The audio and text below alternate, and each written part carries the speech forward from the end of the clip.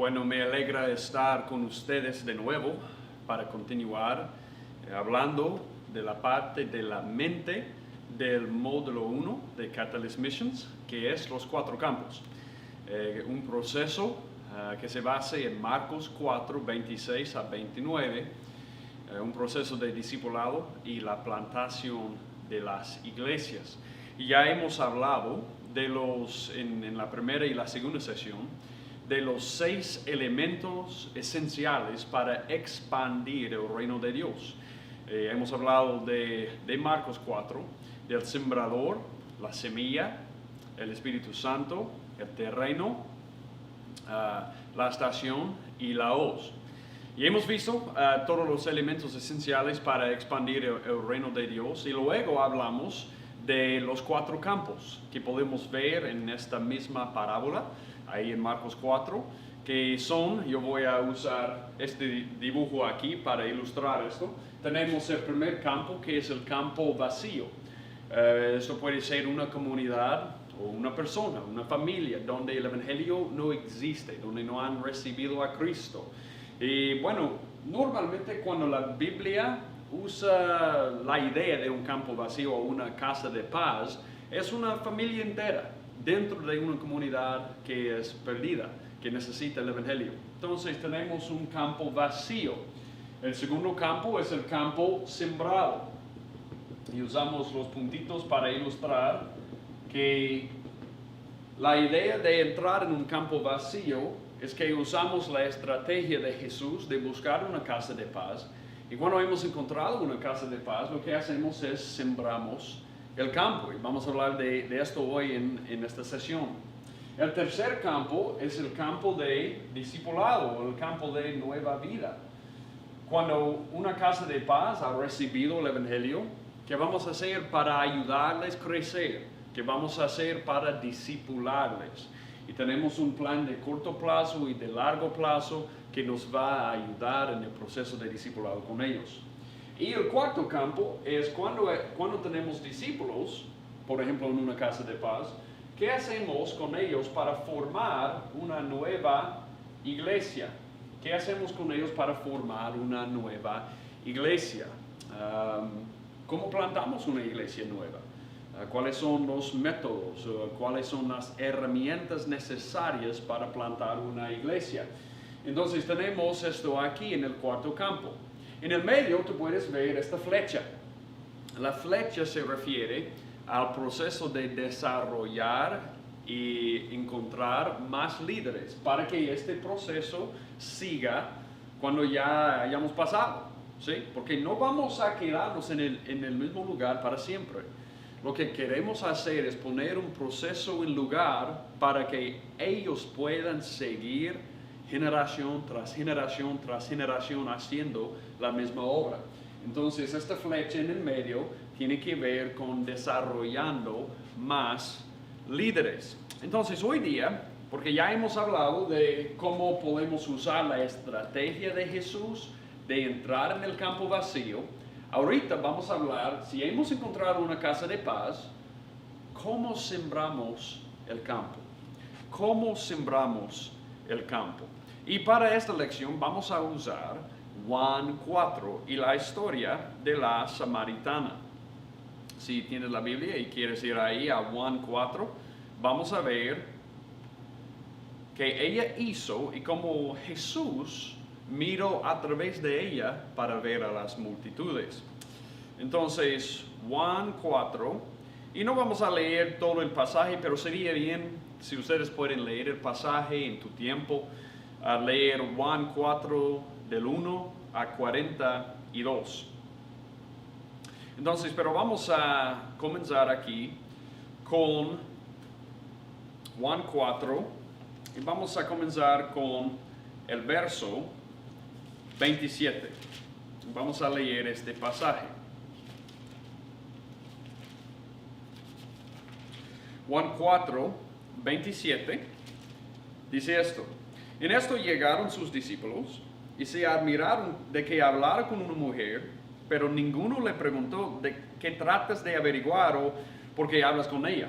Sabemos que Jesús ya había enviado a sus discípulos para buscar comida y él se quedó en el pozo de Jacob en Samaria porque él tuvo un encuentro planeado, porque él es Dios, con esta mujer que iba a venir al mediodía para recibir agua, para sacar agua del pozo. Y él en este momento, él ya ha hablado con ella sobre su identidad. Bueno, ella había reconocido su pecado porque Jesús mencionó su adulterio. Y luego Jesús se reveló para decirle que Él es el Mesías que ella había esperado.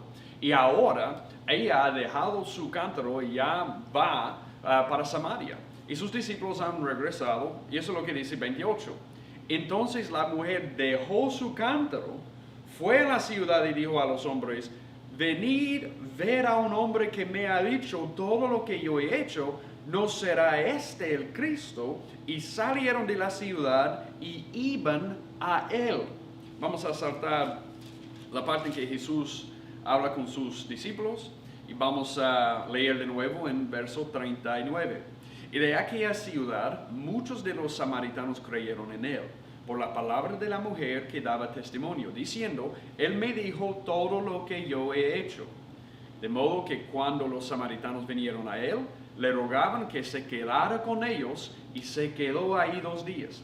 Y muchos más creyeron por su palabra, y decían a la mujer: ya no creemos por lo que tú has dicho, porque nosotros mismos le hemos oído y sabemos que este es en verdad el Salvador del mundo. Después de los días salió de ahí para Galilea, y Jesús se fue ministrando. Lo que yo quiero que veamos aquí, porque yo creo que podemos ver unos principios, unas lecciones muy importantes en la mujer y cómo ella reaccionó. Porque esa es la cosa. Jesús verdaderamente se fue buscando una persona, una casa de paz ahí en Samaria. Y él encontró a ella. Y es increíble porque cuando consideramos su vida, ella no era una persona muy esperada en este sentido. Ella no era la persona que tú y yo, hubiéramos elegido para tomar el evangelio a Samaria. Pero ella era la persona exacta que Dios quería usar. Jesús ya había encontrado en el campo vacío una persona de paz. Y él se fue evangelizándola. Y ella inmediatamente hizo 4 cosas.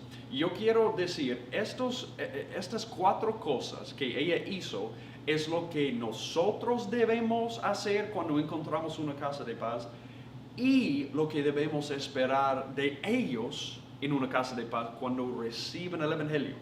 De nuevo, las 4 cosas que vemos en ella son las cosas que nosotros debemos hacer inmediatamente cuando encontramos una casa de paz. Y también lo que debemos esperar que ellos hagan también cuando hayan recibido el evangelio. Entonces, yo voy a identificar las 4 cosas que vemos en ella. Primero, obediencia. La primera cosa que vemos en su vida es obediencia inmediata.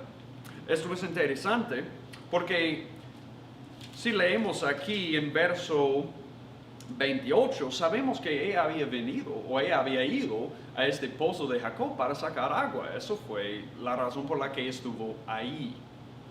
Y sabemos que cuando ella se dio cuenta de que Cristo era el Mesías, ella dejó su cántaro, dejó su balde y se fue inmediatamente.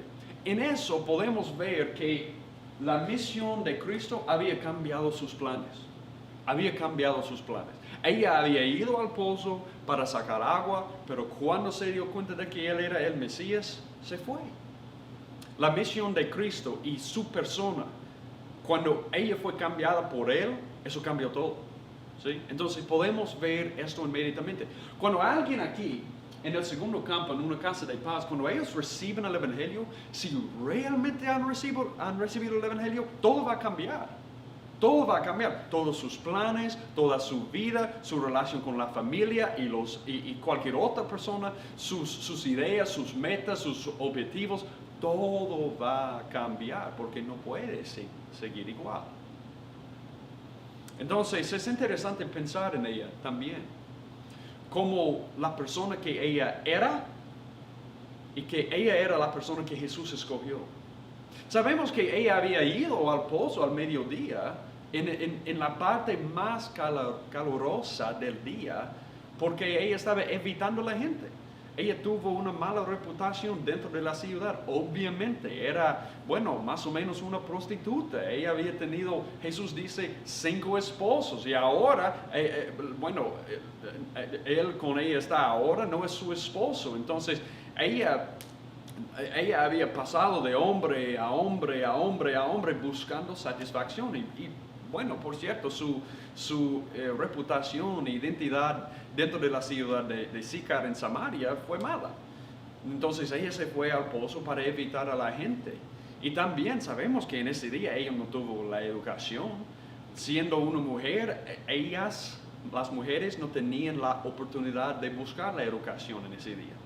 Entonces, una persona con mala reputación, sin educación, y también sabemos que su religión fue mala, ¿sí?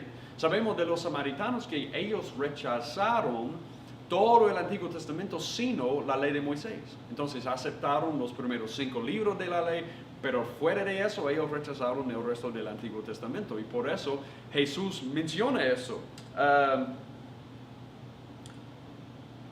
Él dice esto en 22, Juan 4, 22. Vosotros adoráis lo que no conocéis, nosotros adoramos lo que conocemos porque la salvación viene de los judíos.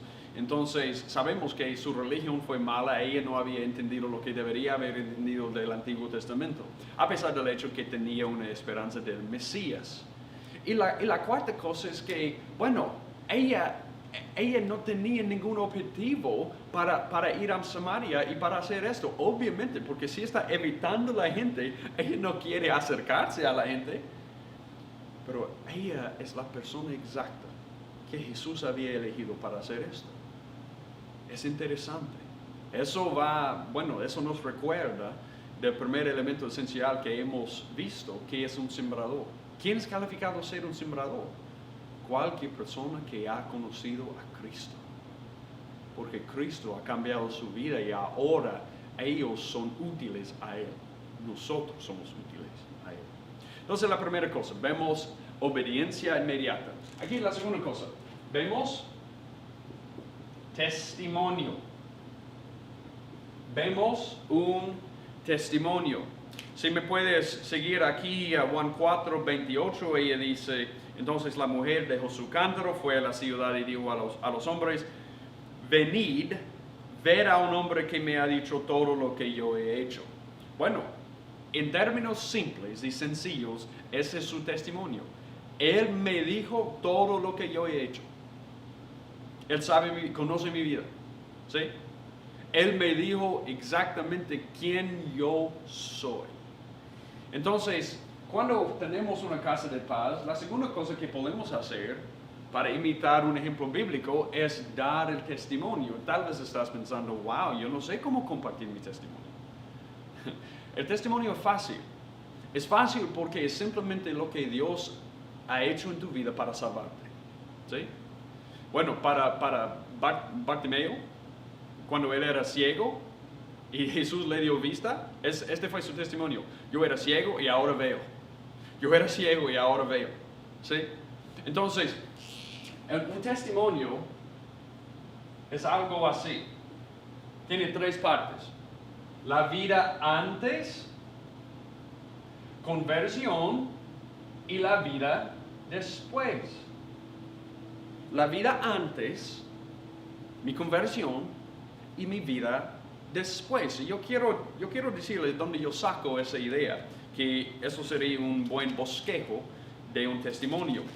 Yo saco esto de Hechos 22. Y si quieres seguirme en las notas de los 4 campos, estamos ahora en la página 56. La página 56 en las notas. En Hechos 22 tenemos Pablo dando testimonio a lo que él había experimentado con Cristo. Y realmente en estas secciones tenemos 3 partes al testimonio de Pablo: su vida antes, cómo él era pecador, su conversión y su vida después. Y si quieres ver un bosquejo de Hechos 22 para usar, es la vida antes, fue versos 1 a 5 en Hechos 22, cómo él conoció a Cristo, versos 6 a 16, y cómo fue su vida después, o cómo Cristo cambió su vida y le dio una misión, versos 17 a 21. Entonces tenemos las tres partes de un testimonio, y tú puedes leer ese pasaje y decidir bueno, encuadrar cómo hacer el testimonio tuyo. Tú debes escribir. Si no has escrito tu testimonio, si tú no pudieras compartir tu testimonio fácilmente, hay que escribir. ¿Cómo fue mi vida antes? ¿Cómo era yo un pecador? Bueno, todavía soy un pecador, pero Él me ha cambiado. Pero antes yo vivía en mi naturaleza pecaminosa, solamente. Bueno, ¿cómo es que Él me convirtió? Y después, ¿cómo es que Cristo, por causa de cambiarme, cómo es que Él me ha dado una misión? ¿Cómo es que Cristo, cuando Él me convirtió, cómo es que Él cambió mi vida? Y eso puede ser tu testimonio. Y cuando tenemos a alguien en una casa de paz y que estamos obedeciendo por ir a ellos inmediatamente y queremos compartir el testimonio, si ellos reciben el Evangelio, ellos pueden inmediatamente compartir su testimonio con alguien al estilo de ella, ¿sí? Al estilo de la samaritana. Entonces, la segunda cosa que vemos en su vida es un testimonio, y podemos aprender cómo compartir nuestro testimonio de Hechos 22 y enseñarles a otros de hacer lo mismo. Una herramienta que es muy útil aquí se llama un mapa de Oikos. Un mapa de Oikos es simplemente una manera de dibujar círculos para ilustrar mi área de influencia. Déjeme darle un ejemplo.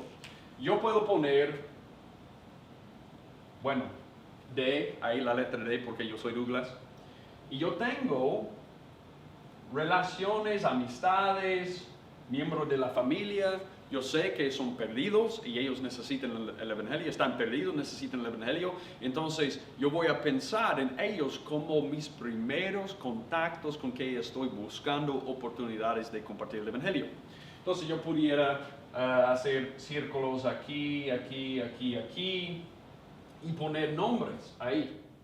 Y cuando estoy pensando en eso, yo pudiera decir, y ellos, si ellos recibieran el Evangelio, ellos pudieran compartir el Evangelio con su área de influencia. Entonces yo quiero no solamente pensar en ellos, pero su área de influencia.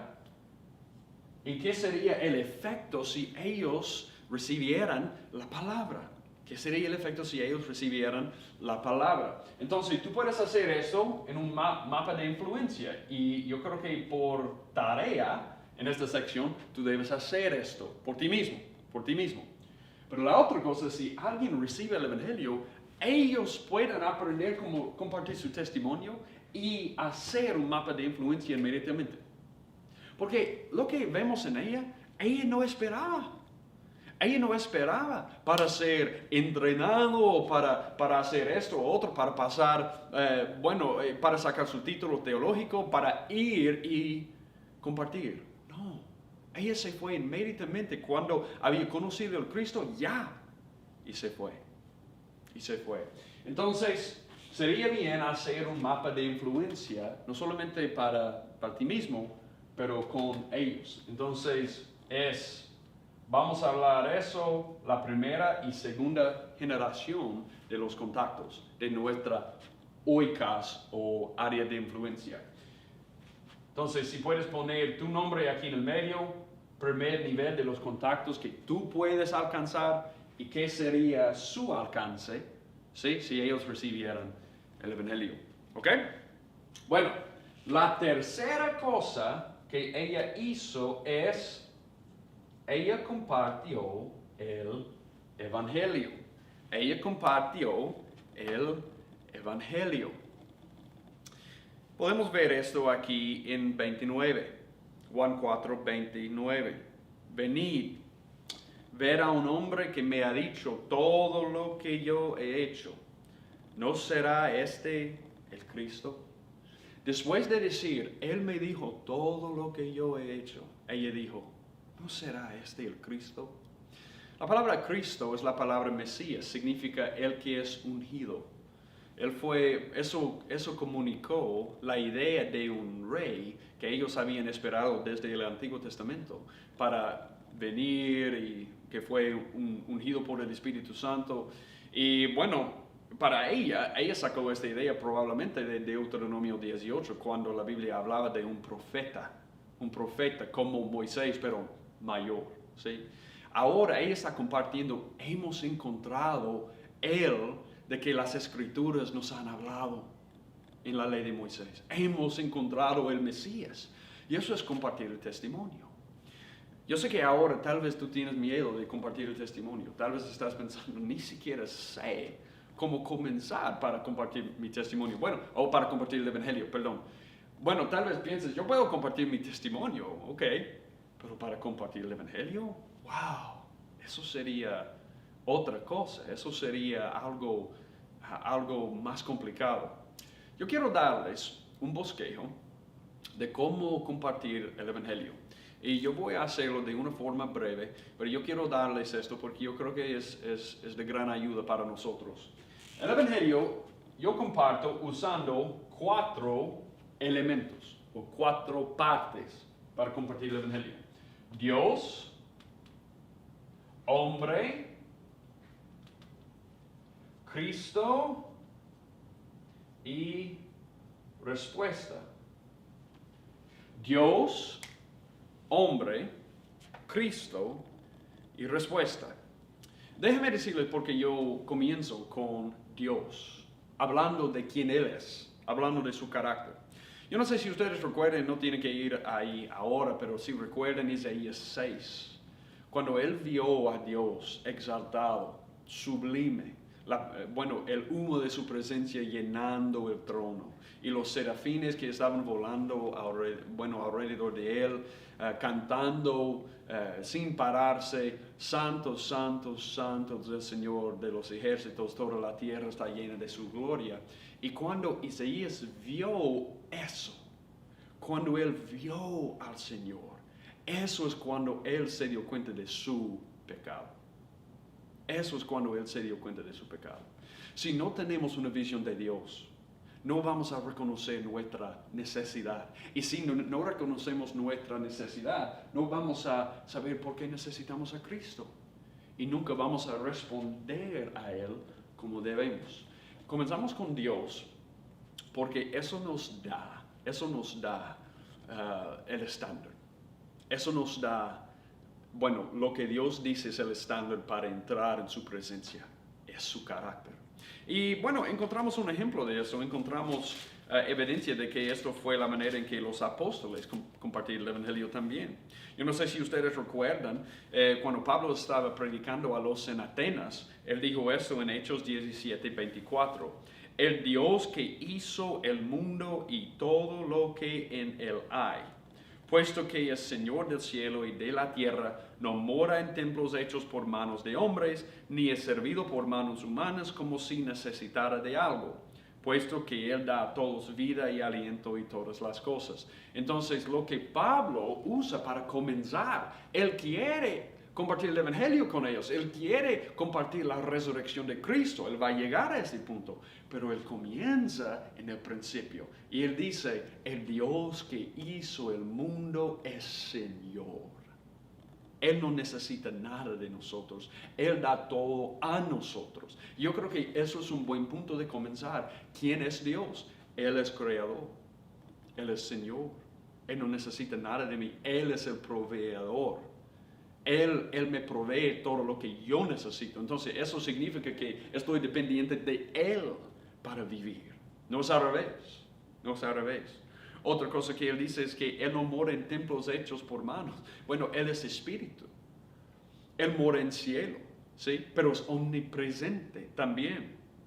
Dice, ni es servido por manos humanas como si necesitara de algo, puesto que Él da a todos vida y aliento y todas las cosas. Entonces yo no soy autosostenible, yo no puedo sostenerme, yo necesito que Dios me sostenga, ¿sí? Y sin Dios yo no soy nada.